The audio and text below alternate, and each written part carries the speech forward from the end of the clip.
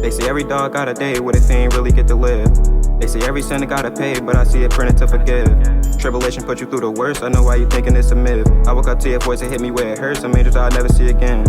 Walking through the valley of the murk, trying to... YouTube was good. It's your boy Money back with another video. Let's get it. Got my little baby watch on today, It's not a Patek, not a Patek, not a Rolex, but it is though. Now, let's get to the video. So one topic I wanted to speak on, real quick because I gotta go, but one topic I wanted to speak on was, what rejection has taught me so far. And this is kind of, something I've been looking into because I think I always had I'm not gonna say I think, but I always had a wrong perception of, rejection, So a lot of times when we get rejected, we just tend to look inwards and think that, there's something wrong with us. But, a lot of times we don't even know why things happen or why people reject, certain things that they do. So that can come in from instances of, like dating, friendships, relationships, a person might not want to be your friend no more. A person may break up with you, a job may tell you that, oh, we don't need you, or, you may, oh man, I was worried, but, you may be trying hard for a certain sport, and, it's just like, at some point, sometimes, you just get hit with something you didn't expect. Like I said, the person break up with you, you may, get kicked off, let's say, the basketball team, or it may be a lot of things that happen and you really don't know the reason why though. But like I said, whenever those type of things happen, it's always good to look inwards in the sense of, you could think of like what you could do in the situation. And I'm not saying in the sense of, constantly prove yourself, beg, barter, or sit up here and be mad, but you can constantly look inwards and think like, okay, how can I use this situation for my betterment, So like, for example, let's say you go on YouTube, you see a lot of guys get mad that, they may approach a woman and the woman may say, no, I'm good, or she may walk past them. Or, like, I even always look at the Jordan story about how, when he was playing high school basketball, how his coach kicked him off the team and told him he wasn't good. And he's one of the best basketball players in the world. And I don't think a lot of people have that willpower to keep going after certain things, that constantly getting shot down, after you put in so much work towards things. Because a lot of times we don't even know the reason behind something. This person could have had a bad day. This person could have some trauma in their life. This person could be afraid of getting hurt. This person could sit up here and miss out on a blessing. This person could think they got better. You know what I'm saying? Like, like with the Michael Jordan thing. At the end of the day, like the coach thought that, he wasn't good enough. The coach thought like, I could use a better player, not knowing that he just needed a little more work. But that humbled him to take that next step though. And a lot of times that's what we need though. I feel though, that rejection kind of keeps us in a humble state. Like a lot of times we may be going through life off a whim, or everything may be going good, but at some point in time we have to get humble, to keep ourselves, on our toes and things like, don't ever get comfortable. And when I started looking at rejection like that, you understand it's not a bad thing. But I think it's just that, we have this perception from society that, we should be mind readers, or we should know everything, or we should always know why things are happening. Sometimes you got to charge yourself to the game. It could be in the sense of, something happened, it may sit up there and have your mind rolling. You may sit up there and be mad, but you just got to, actually keep your head up and just say like, man, it is what it is. No matter how you feeling, no matter how much your emotions flared up, no matter how much, you're angry or you try to digest it.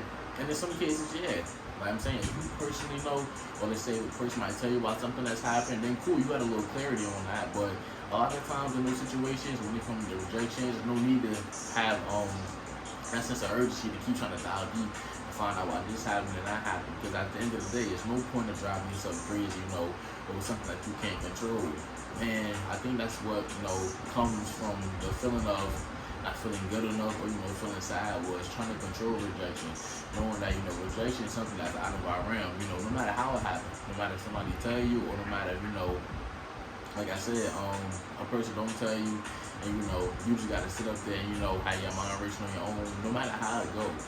It's not for you to sit up there, keep trying to prove yourself, think that there's something wrong with you. Now, like I said, in certain cases, if you're doing certain things that, could cause you to get rejected, like I say, from certain situations, like say for example, let's say you go into a job interview and they love your resume, but then you come in there, dressing ghetto, you come in there, like I said, with street clothes on, the street clothes are dirty and nasty, and then, when you hit the conference room or whatever, you sit down and they're like, the supervisor, is unpleased.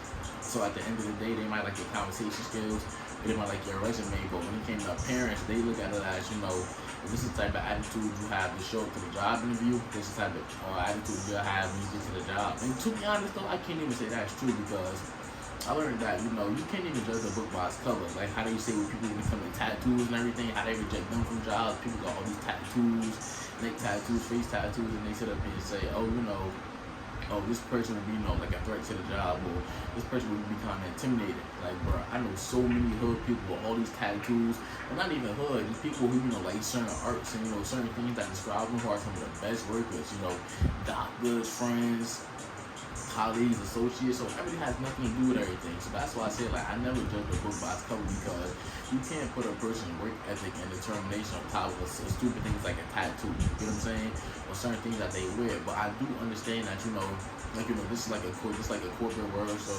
certain situations you step in, or, you know, certain positions you put yourself in, you know, can cause a certain outcome.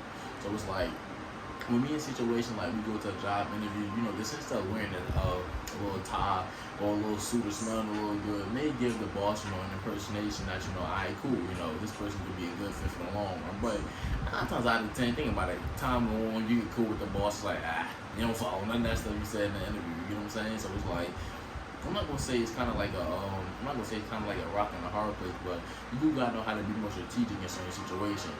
But like I was saying, in that sense, if you put yourself in positions like where you reject yourself out of things, then of course, you know, you could dive deep in and, you know, find out a way to be more strategic and find out a way, you know, like I said, to be more organized with things. Not saying that's going to start rejection, but, you know, you'll kind of understand how to pinpoint certain things and, you know, move step by step to, you know, produce a better result is what I'm saying. But in that sense, you don't really need to keep, you know, going back and forth trying to figure out why certain things happen.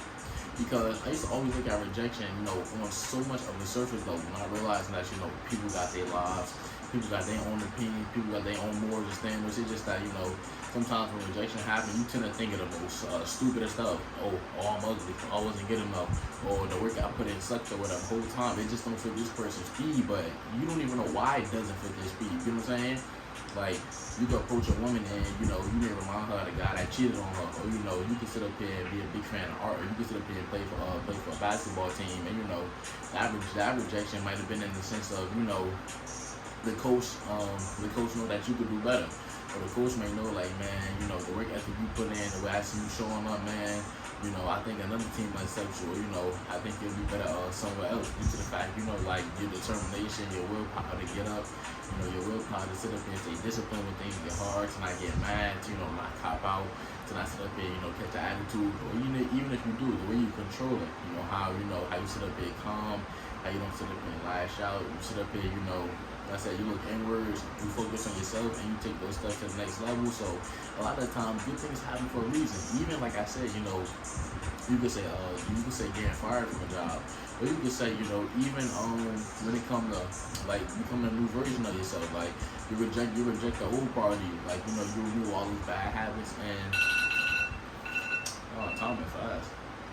I'm about to finish up because I gotta go, but like I said, you can even reject the old part of you. A lot of people don't even think deep like that, but you know, a lot of times, you know, you maybe want to become a changed person, remove all the bad habits, like in the sense of procrastination, you know, laziness in a bad way, meaning like, you know, you don't want to get up off your ass and do nothing so good as just lay in the bed, and then, you know, like a few days later, your mind on a spiral because you realize you haven't been doing anything for the past, you know, few years or whatever. So you can even reject like those old habits trying to creep up, you know, just like keep pressing the snooze button, just sleep in. And, you know, as soon as you hear that, you know, you get right up and, you know, you tell yourself, like, you know, I'm gonna do what I gotta do. I'm not gonna revert back to who I was. So, you know, like, rejecting that old part of you that wants you to kind of stay in that box. So rejection can go a lot of ways. So when I actually changed my perception on everything, it's still kind of, some things still kind of confuse me because I'm still, like, you know, new to a lot of this stuff, like, you know, thinking, like, I'm not gonna say thinking deep, but thinking deeper. You know, I used to think, because I might have, you know, thought about the topic and, you know, went into it a little bit, but I noticed that, you know, it's always another layer as to why things happen. You know, it's like you're here, because we all got different perspectives. I know somebody out there who, you know, got a deeper perspective than me on anything, and they got a deeper perspective than that person, but, you know, what makes us all unique is, you know, we have our own talking points and everything. But like I said, I love the fact that, you know, I could be in situations and, like, you know, think on my feet, will sit up here and think strategically, and you know, a lot of people may not like that, or a lot of people may look at, oh, you know, like, you know, he's 20, so you know, he don't know what he's talking about, or you know, he may have not had experience from that. But like I said, that's a rejection too, though, because they're looking at it in the sense of, you know, the age bracket, not in what I said, not in how I said it, not how I moved the conversation. It's just like, oh, you know, oh, this person is this age, so you know, they probably think it's coming from the standpoint, you know, like, so like ignorance or childish, but you know, like, you know, the way I changed my perception on that thing, you know, helped me for the better. So that's my video. Gotta go. You know, love y'all. I'm out.